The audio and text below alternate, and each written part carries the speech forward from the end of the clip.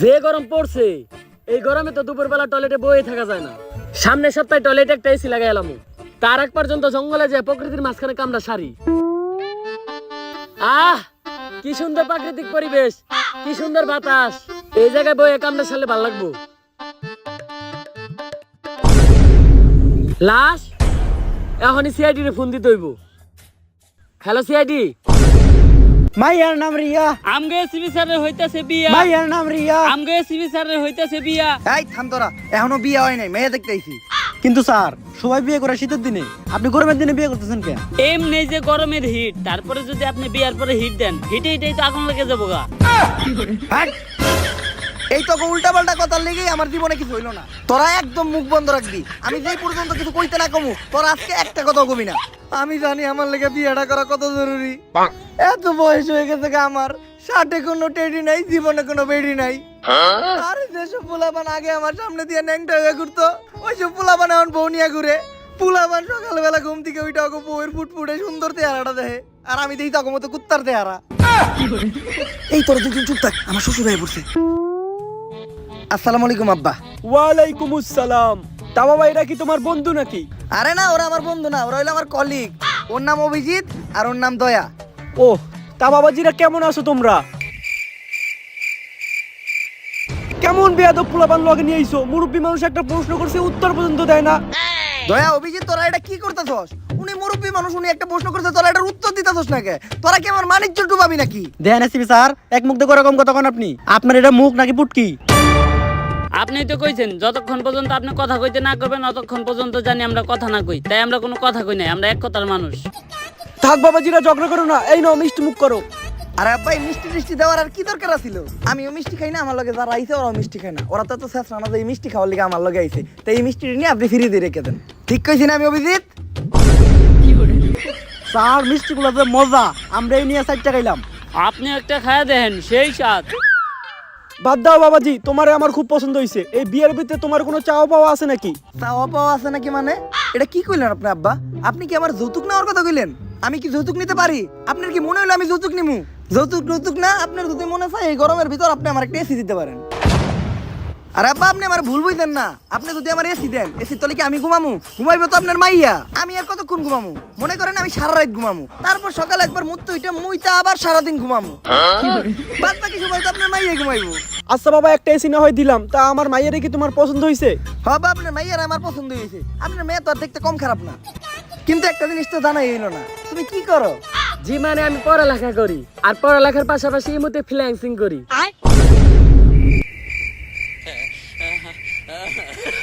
কি দরকার ছিল এই মতো ফ্রিল্যান্সিং করো সেই কথাটা বলার? স্যার হুদা এই বিয়াটা করলেন না, এই গরমের মধ্যে বিয়াটা করলে এসিটা পাইতেন। এতক্ষণ আমরা তিনজনে মিলে এসি নিচে ঘুমাইতাম। তোর কি মনে হয় এসির তলে আমি বউ থিয়া তখন মতো কুত্তা নিয়ে ঘুমাইতাম? যত যাই হোক, ইমো ফ্রিল্যান্সার বিয়া করা দেবো না। ক্লাস 10-এ থাকতে আমি একটা মেয়েরে পছন্দ করতাম।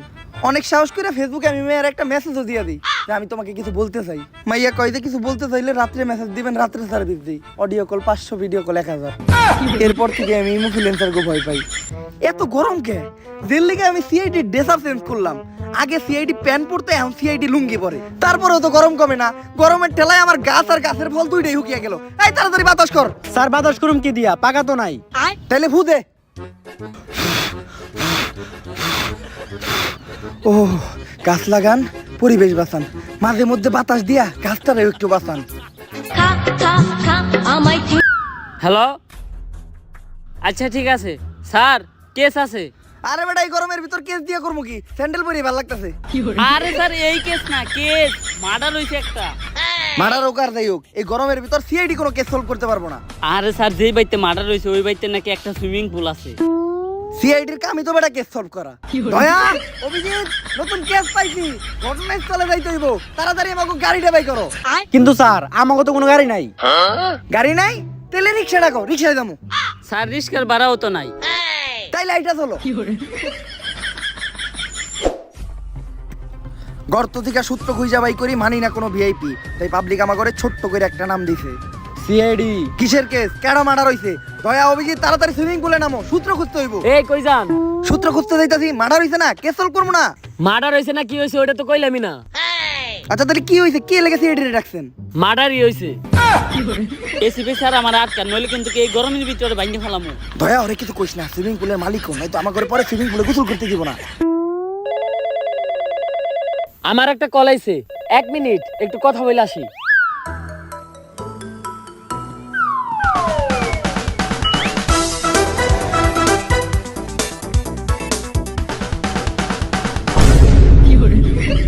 কিরে তোরা এই পানিতে নামলি কে? আরে আমরা সুইমিং পুলে নামছি কারণ এই সুইমিং পুলের নিশ্চিত কোনো সূত্র আছে। দয়া অভিজিৎ তন্ন তন্ন করে খুঁজো পানির নিচে, নিশ্চিত কোনো সূত্র বাবা। স্যার সূত্র পাইছি। আরে অভিজিৎ ছাড়ো, এটা এটা সূত্র না, এটা দিয়ে আমি মূত্র বিসর্জন করি। তোরা কি উঠবি নাকি আমি নামু? আপনি নামলে ভালোই হয়, 4 জন মিলে একলগে গোসল করতাম। খারা তোকে উঠানি ব্যবস্থা করতেছি। এই ছাইরেন না, খারাপ আমরা উঠতাছি। কোথায় এই মিষ্টি পানি? এটা তো আপনি নুনতা পানি ফেলাইবেন কে? উঠতাছি আমরা।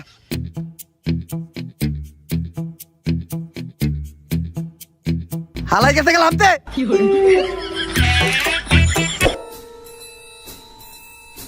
দয়া এই লোকটা বাইচা নাই, এর মানে বুঝতাছো? না তো স্যার। অভিজিৎ এই লোকটা বাইচা নাই, এর মানে বুঝতাছো তুমি? না তো স্যার। এই লোকটা বাইচা নাই, তার মানে এই লোকটা মরে গেছে। কিন্তু কথা হইলে এই লোকটারে মারলো কেডা? আরে স্যার, এটা ইনভেস্টিগেশন করার লিগাই তো আমগরে আনছে। দয়া অভিজিৎ ভালো করে খুঁজে দেখো, নিশ্চিত এই জায়গায় কোনো সূত্র পাওয়া যাইব।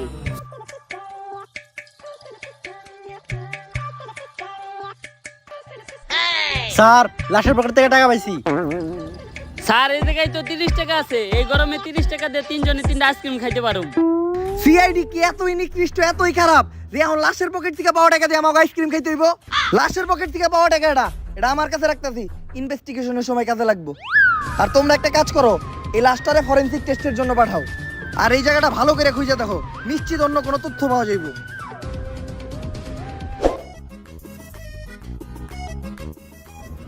স্যার আপনি আইসক্রিম খাইতেছেন, টাকা পাইলেন কই?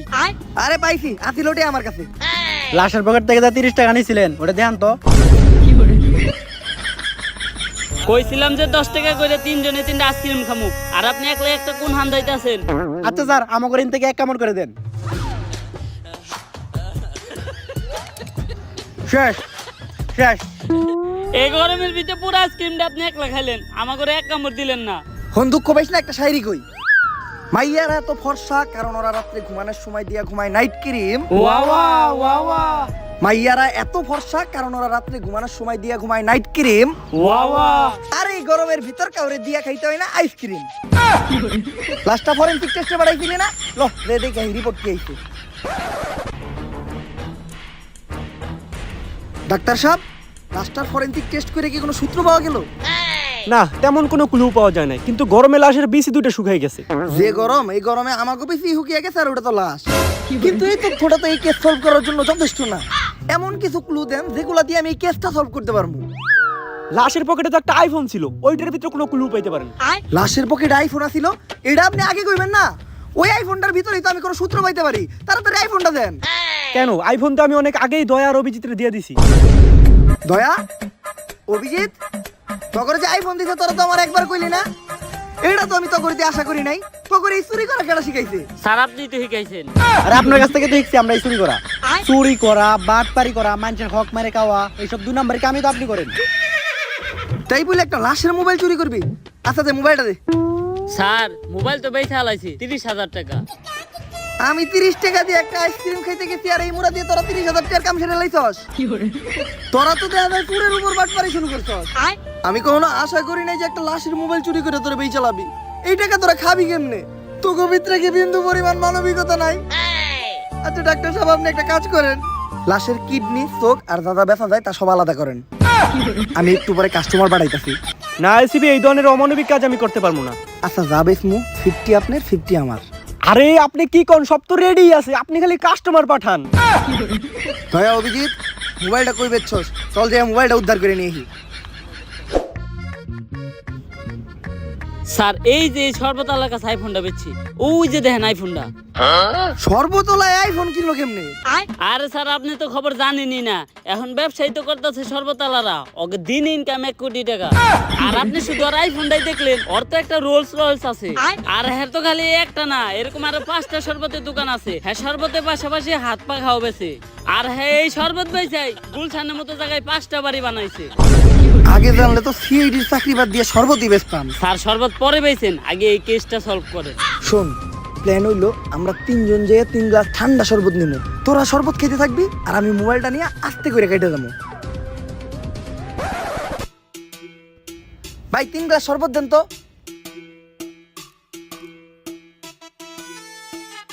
শরবতটি মজা আছে ভাই, বিধি বিধি হুদ্দা ঠান্ডা হয়ে গেল গা। বেশি করে বরফ দিয়ে আরেক গ্লাস শরবত বানান।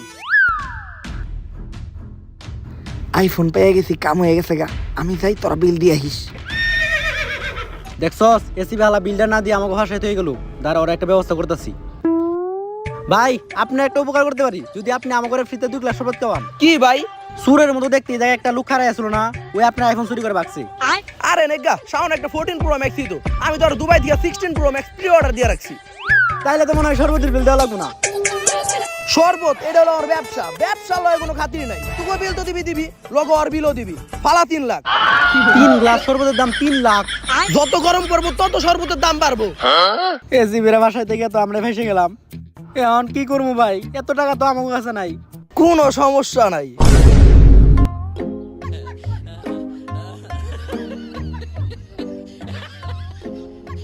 ভালো মতো গ্লাসটি তো, তারপরে যায় 2 জন 1 বালতি পানি নিয়ে আবি। ঠিক আছে ভাই। হ্যাকার লেওরা, এই আইফোনের লকটা খুলে দিতে হইব। দাঁড়া, ইউটিউবে একটা গুরুত্বপূর্ণ ভিডিও সার্চ দিছি।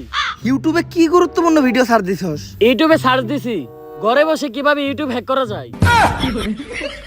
ইউটিউব পরে হ্যাক করিস, আগে এই মোবাইলের লকটা খুল, কারণ এই মোবাইলে একটা মার্ডার কেসের ইনফরমেশন আছে। হ্যাক করে লক খুলে দিতে পারি, তাতে আমার কি লাভ? তুই কি চাস? আমি এই আইফোনটাই চাই। সস্তা হ্যাকার আইফোন মারাইছে।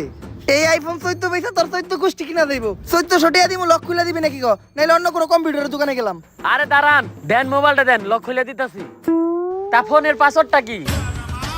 পাসওয়ার্ড দিলে আমি তোর লক খুলতে দিব কে? আরে আপনার লগে চুক্তি আছে লক খোলার, পাসওয়ার্ড কোন লক খুলে দিতেছি। এমনি গরমের যন্ত্রণায় বাঁচতাছি না, তার উপর আবার তুই নতুন করে যন্ত্রণা দিস না। লক খুলতে পারবি নাকি গো?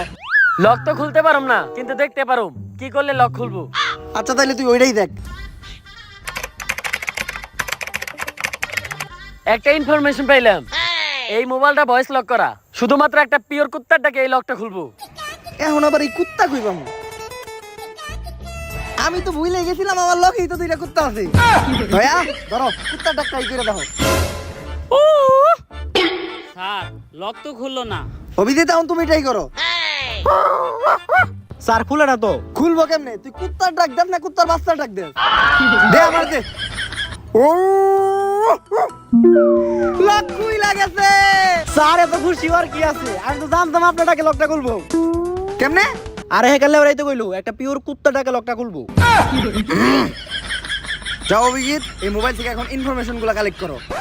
আর থ্যাংক ইউ হ্যাকার লোরা এই কেসে হেল্প করার জন্য। পরবর্তী কোনো কেসে আবার দেখা হবে। যা, আমার একটা ইম্পর্টেন্ট কাজ আছে। এখন আমি গুগলে সার্চ দেবো কিভাবে মাত্র 5 মিনিটের ভিতরে গুগল হ্যাক করতে পারবো।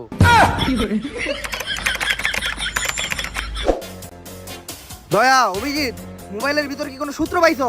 হ্যাঁ স্যার পাইছি। আমার মনে হয় যে মরছে হ্যাঁ নুডলস খুব পছন্দ করতো। এটা কেমনে বুঝলা? আরে স্যার ওই ওর গার্লফ্রেন্ড এসএমএস করছে, please send me your noodles. আরে অভিজিৎ, ওটা নুডলস না, নুটস। তা দেখো তো নুটস কি পাঠাইছে নাকি? হ্যাঁ স্যার পাঠাইছে, এখন আর শো করে নাই, লোডিং হইতেছে। কারো পার্সোনাল জিনিস কখনো দেখতে হয় না। কারো পার্সোনাল জিনিস দেখা কোনো ভদ্রলোকের কাজ না। তোরা একটু সাইডে দিয়ে বয়, বাদ বাকি ইনকোয়ারিটা আমিই করতেছি।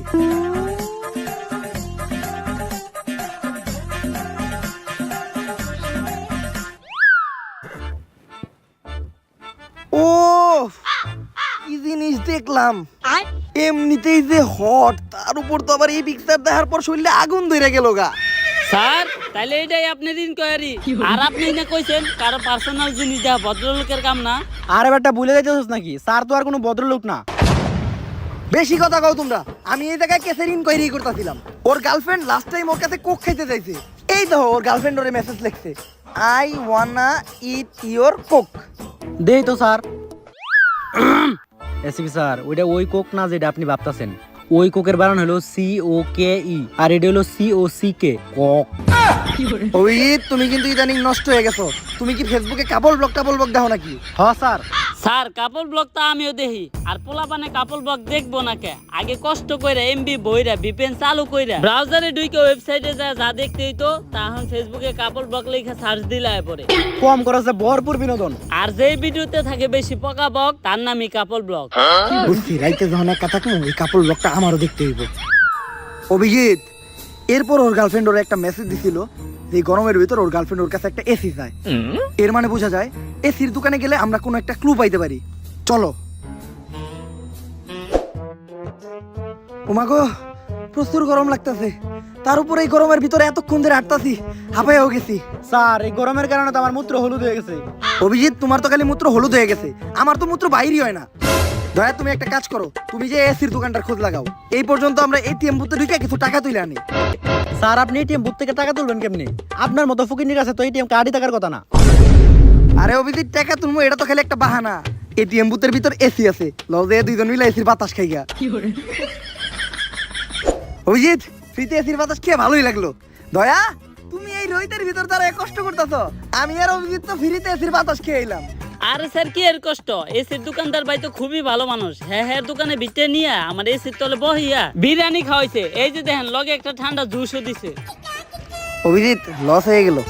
স্যার মাইন সেটি কি কয়, অন্যের জন্য কুয়া গুদলে ওই কুয়ায় নিজেরই পড়তে হয়।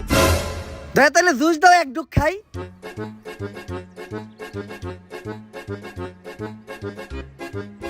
স্যার শেষ। তাই এই এসির দোকানদারের কাছে কেসের ব্যাপারে কোনো ইনকোয়ারি করছো? হসার ইনকোয়ারি করছি, উনি তেমন কিছু জানে না। ওই মৃত ব্যক্তি শুধু ওনার কাছে এসি কিনতে আসছিল।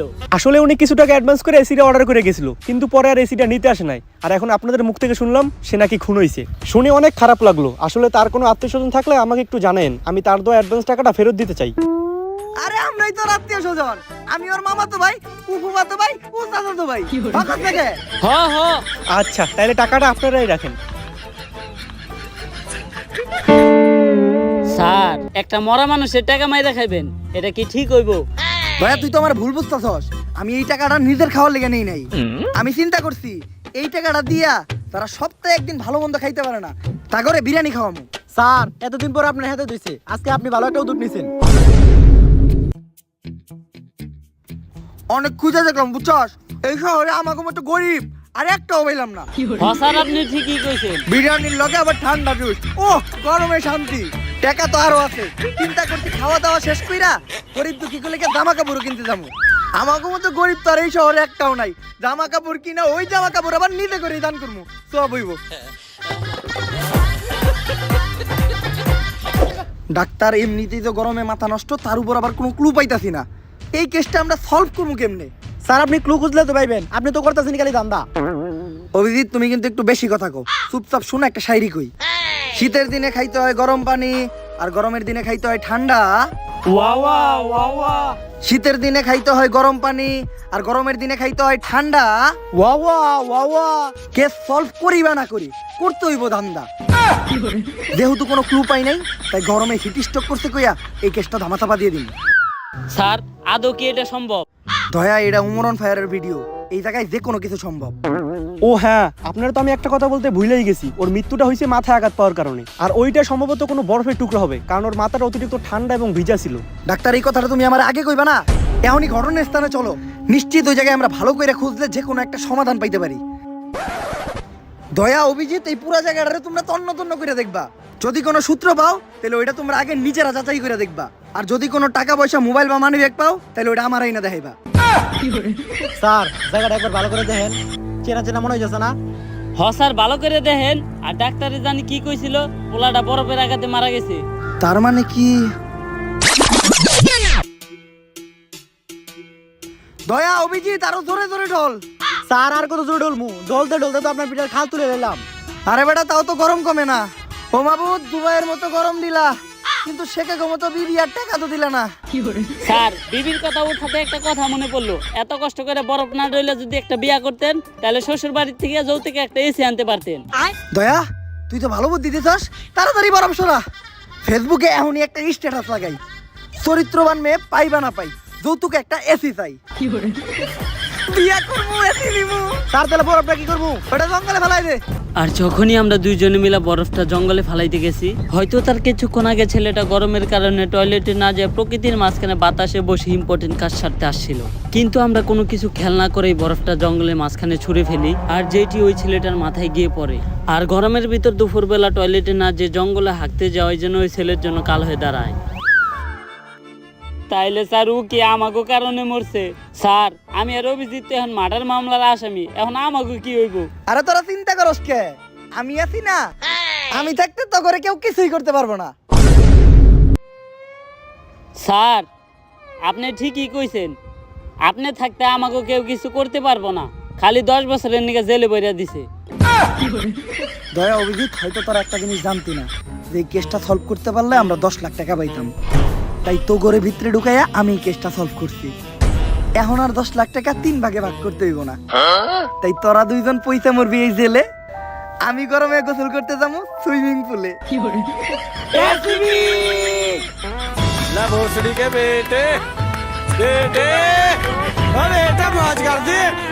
দাঁড়ান গাইস, যায়েন না। যদি ভিডিওটা ভালো লাগে ফটাফট ভিডিওতে একটা লাইক, একটা কমেন্ট আর একটা সাবস্ক্রাইব করে দেন চ্যানেলটারে, কারণ আমাদের চ্যানেল 3 মিলিয়ন সাবস্ক্রাইবারের খুবই কাছাকাছি। তো আপনারা দেরি করেন না, এখনই সাবস্ক্রাইব করে দেন। আর আমি জানি প্রতিবারের মতো এইবারও ভিডিও দিয়ে দেরি করে ফেলছি, যার জন্য আমি আবারও সরি বলতেছি। এইবার আর বেশি কথা বলবো না, জাস্ট একটা জিনিসই বলতে চাই, ধামাকা আসতেছে। নেক্সট ডে কাপল ব্লগ হবে, রেডি হয়ে যান। দেখা হবে নেক্সট ভিডিওতে। আল্লাহ হাফেজ।